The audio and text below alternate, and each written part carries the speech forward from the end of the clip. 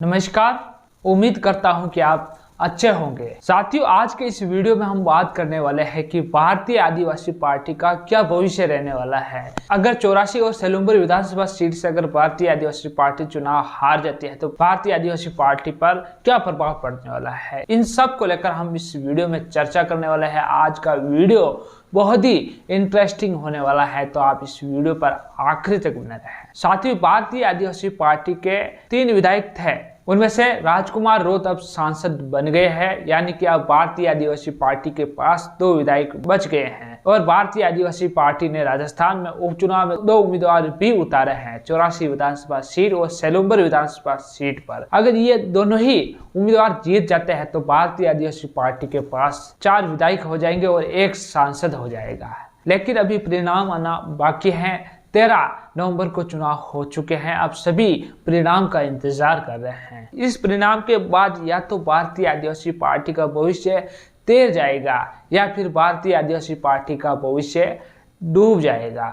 वैसे भारतीय आदिवासी पार्टी राजस्थान की सबसे तेजी से उभरती हुई पार्टी है। इस पार्टी ने बहुत ही कम समय में बहुत कुछ कर दिया है। हनुमान बेनीवाल की पार्टी आरएलपी काफी समय से राजस्थान में सक्रिय है, वो उतना नहीं कर पाई जितना राजकुमार रोत ने बहुत ही कम समय में कर दिया है। तो आप इस प्रकार समझ सकते हैं कि अगर भारतीय आदिवासी पार्टी के ये 2 उम्मीदवार जीत जाते हैं तो भारतीय आदिवासी पार्टी कांग्रेस बीजेपी की ही तरह मजबूती से तीसरे मोर्चे के रूप में खड़ी हो जाएगी आने वाले चुनाव में। अगर ये 2 उम्मीदवार उपचुनाव में जीत जाते हैं, अगर ये उम्मीदवार नहीं जीतते हैं तो भारतीय आदिवासी पार्टी का भविष्य अंधकार में डल जाएगा। जिस प्रकार आरएलपी का भविष्य अभी है, आरएलपी का मात्र 1 विधायक था जो भी अब सांसद बन गए हैं। अभी आरएलपी का 1 भी विधायक नहीं बचा है, लेकिन अब आरएलपी ने कनिका बेनीवाल को उम्मीदवार बनाया है, हनुमान बेनीवाल की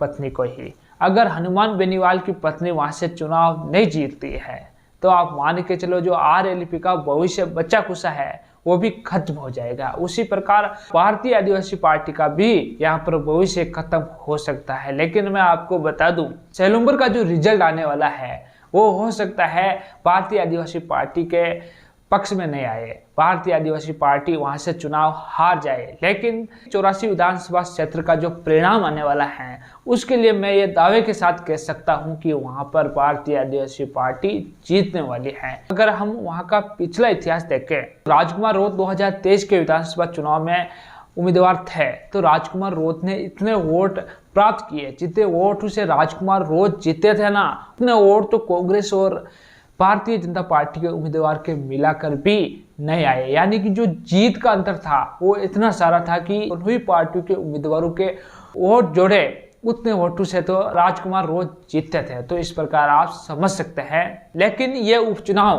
भारतीय आदिवासी पार्टी का भविष्य तय करने वाला है। सभी को इस उपचुनाव में काफी उम्मीद है। भारतीय आदिवासी पार्टी के कार्यकर्ताओं को, राजकुमार रोत को भी इस चुनाव से काफी उम्मीद है कि इस चुनाव को अगर हम जीत जाएंगे तो आने वाले विधानसभा चुनाव में हमारी पार्टी राजस्थान में तीसरे मोर्चे के रूप में खड़ी होगी। और आने वाले समय में आपको देखने को यह भी मिल सकता है कि राजस्थान में 3 पार्टियां हैं मजबूत।